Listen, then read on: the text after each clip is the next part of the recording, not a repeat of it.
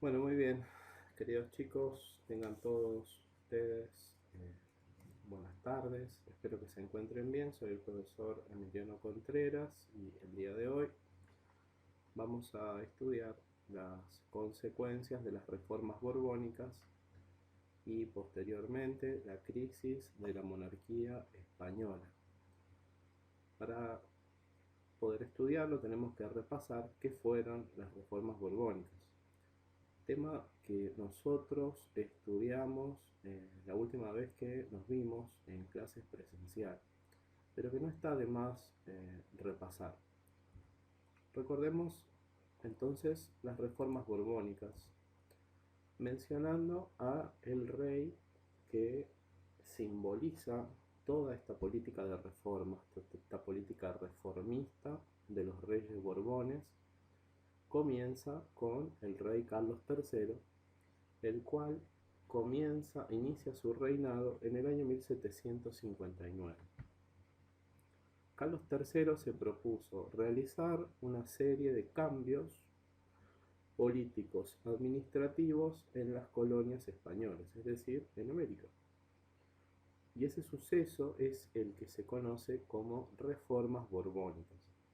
Se le atribuye a todos los borbones cuando en realidad es un solo rey el que da inicio a esta serie de reformas. Es el rey más importante.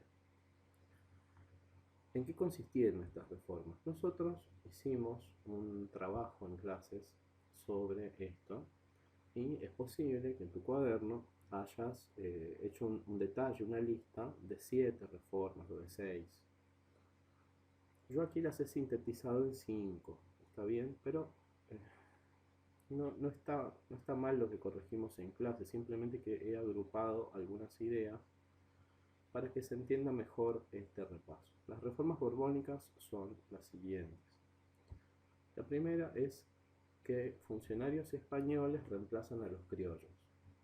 Ustedes piensen que la conquista de América es ya muy antigua cuando comenzó el siglo XIX. Para el año 1800, los españoles llevan más de 3 siglos gobernando América. Y en todo ese tiempo, muchos criollos, es decir, hijos de españoles, descendientes de españoles, pero que han nacido en América, han comenzado sus estudios universitarios y han empezado también la carrera militar. Y por lo tanto están ocupando los lugares de gobierno. Y es verdad, son hijos de españoles o nietos de españoles, pero han nacido en América, es decir, son ya venezolanos, peruanos, rioplatenses, etcétera. Con las reformas de Carlos III, esos criollos van a comenzar a ser desplazados, van a ser corridos de sus lugares de trabajo y reemplazados por funcionarios españoles, lo cual va a causar mucho descontento. La segunda gran reforma de Carlos III es el Reglamento de Comercio Libre. El Reglamento de Comercio Libre era una habilitación comercial de puertos que establecía un sistema donde había puertos habilitados entre España y América, con el objetivo de regular el contrabando y darle de alguna manera exclusividad a los productos que venían de España. Se van a habilitar 24 puertos en América que están autorizados a comerciar con 12 puertos españoles. Luego, la tercera gran reforma es la militarización del imperio. ¿Qué quiere decir esto? Bueno, que España va a comenzar a tener más presencia de fuerza militar en las colonias americanas. La cuarta reforma, tal vez una de las más importantes para nosotros, es la territorial. ¿Qué quiere decir? Quiere decir que el rey Carlos III va a dividir el, el territorio americano, que estaba dividido en dos grandes virreinatos desde la época de Colón, lo va a dividir en subsecciones, es decir, en más espacios. Va a dividir en 4 grandes virreinatos en contraste de los dos más antiguos, que estaban desde siempre, desde el origen, ahora van a haber 4 virreyes en América y en una serie de capitanías generales que, conviene recordar, eran gobernaciones en lugares donde todavía no se habían logrado pacificar por completo al elemento indígena local. De estos virreinatos a nosotros nos interesan dos. Nos interesa en particular el de Nueva Granada, porque de ahí va a ser el foco de una de las independencias, que es la de Colombia y Ecuador. Nos interesa la Capitanía General de Venezuela, que tenemos acá el mapa y la podemos ver. Y nos interesa el Virreinato del Río de la Plata, porque bueno, es el precursor de lo que después va a ser el territorio argentino. Pero entonces, el rey en esta época, ¿qué está pensando? Bueno, está pensando en poder gobernar mejor un territorio que es muy grande. Pero esta división, de alguna manera, va a ser como lo que va a permitir después la aparición de los nuevos países. Y finalmente, la última gran reforma es la expulsión de la Compañía de Jesús, los jesuitas, la orden de los jesuitas, que desarrolló en América una gran obra que no solamente se limitaba a enseñar catequesis, sino que además trabajó por el desarrollo de los pueblos indígenas. Aquí en el Río de la Plata, en Argentina, en especial en la zona de Misiones, en el litoral argentino, también en el norte argentino, en la zona del Chaco, en la zona de Salta. Los jesuitas no solamente enseñaban religión, sino que formaban a los indígenas para que pudieran desarrollar técnicas de comercio, de cultivo. Crecieron a tal punto de convertirse, para muchos españoles, en una amenaza de poder, porque claro, esas gobernaciones en muchas ocasiones eran más prósperas, tenían mejor riqueza que los mismos virreinatos. Entonces había mucha gente celosa de la obra de los jesuitas. Y bueno, los Borbones, en su afán de reforzar su poder, también veían en los jesuitas una amenaza para el control que ellos querían ejercer en América y terminan expulsando a toda la compañía de Jesús. Bueno, estas son entonces, a grandes rasgos, las reformas que nosotros estudiamos que realizó el rey Carlos III. ¿Qué consecuencias tuvieron estas reformas? Es el tema que nos interesa conversar hoy. Pero las consecuencias de las reformas son 4. Vamos primero a mencionarlas y después vamos a explicarlas.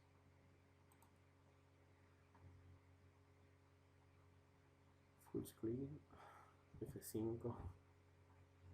Muy bien.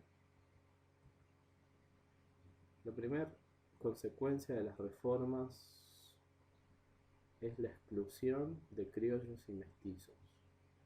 La segunda es que hay mayores impuestos, el aumento de los impuestos.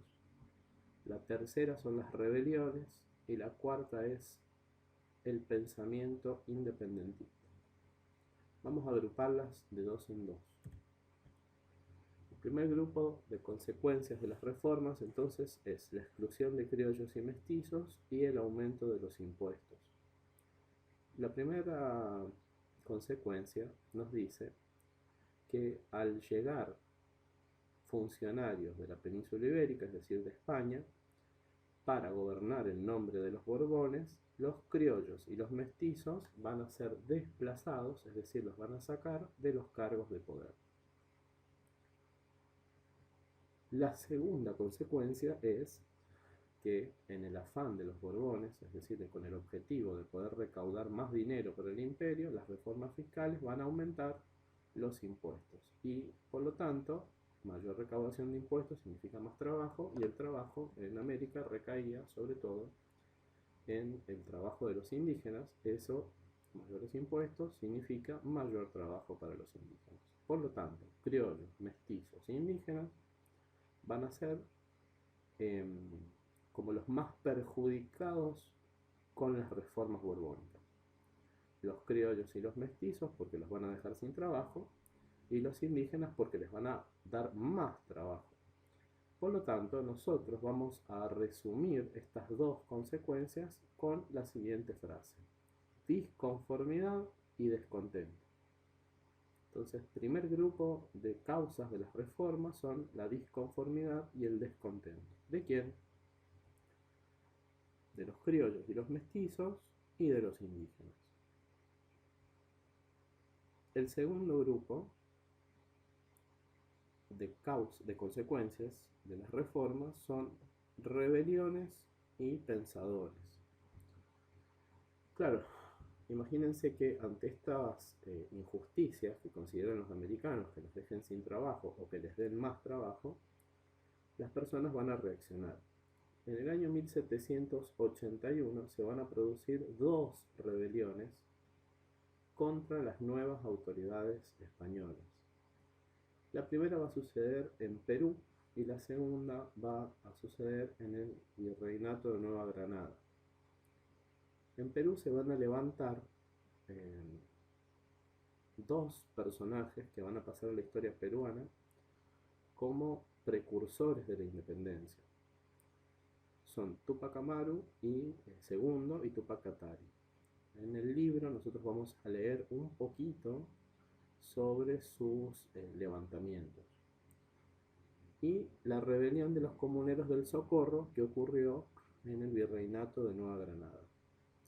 ¿Qué hay que decir sobre estos levantamientos? Bueno, que estos levantamientos del año 1781 son contra los malos gobernantes, pero ellos no tienen en la cabeza la idea de separarse de España. Pero bueno, claro, ya son como síntomas de una enfermedad. ¿Cuáles son los síntomas? Bueno, los síntomas son de que efectivamente en América no está gustando cómo nos gobierna el rey de España. Y además, y esta ya es la cuarta consecuencia, van a aparecer pensadores que comienzan a cuestionar el orden colonial. Y de ellos nosotros vamos a nombrar a dos: Juan Vizcardo y Guzmán y Francisco de Miranda, que es un personaje de la historia de Venezuela, al cual en algún momento también convendría que estudiáramos, aunque sea brevemente, por su influencia en las ideas de la independencia. ¿Qué piensan estos pensadores? Valga la redundancia. Bueno, ellos comienzan a sembrar la idea de que tal vez América ha llegado a una edad suficiente para que no tenga que depender del rey y se pueda gobernar por sí mismo. Entonces tenemos rebeliones y tenemos pensamientos que se acercan a la idea de la independencia, pero no son independentistas, simplemente están en contra del mal gobierno. Por lo tanto, a este grupo de consecuencias nosotros las vamos a resumir también con una frase, y esa frase es: viva el rey y abajo el mal gobierno. ¿Qué quiere decir viva el rey y abajo el mal gobierno? Esta frase simboliza el sentimiento frente a las rebeliones y los pensamientos a favor de la independencia. Es decir, que al comenzar el siglo XIX, los americanos se sienten fieles a la monarquía española, pero no están dispuestos a aceptar un trato injusto.